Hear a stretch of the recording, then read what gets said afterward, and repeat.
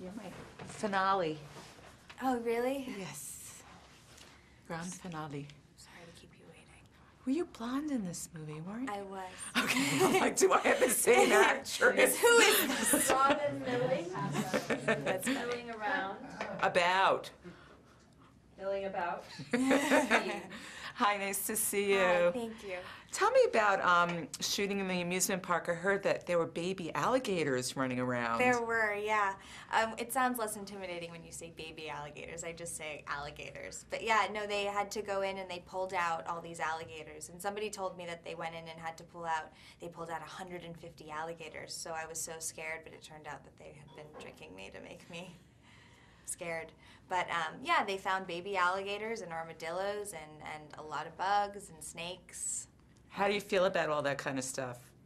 I mean, I think it's cool to shoot there. It was swampland. It had been flooded and it had been abandoned for years and years, and it's an incredibly creepy and cool place and really cinematic. So I was really excited to shoot there. I'm not enthusiastic about bugs or alligators, but well, big ones, baby ones are okay. But I felt pretty protected. I know that they you know, went in and made sure it was a safe place to be, so it wasn't so bad.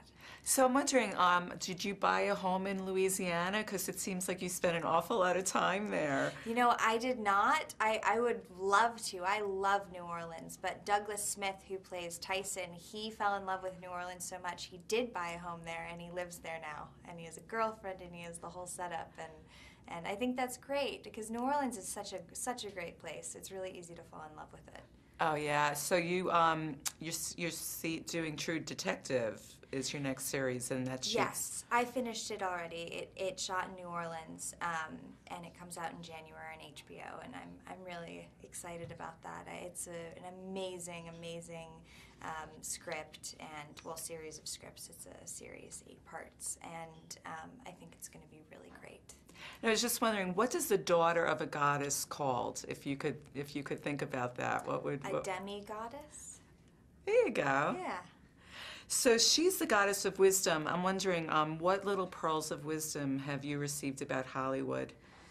I think when I first moved to LA 4 years ago, I knew nothing. So I think I've learned a lot over the last 4 years. I think a lot of it's just you learn from experience. I think I've learned not to take everything so seriously and just try to focus on the work the most and try not to focus on everything else that's going on, because it's a pretty crazy thing if you think too much about it. So I think that's sort of a good survival method.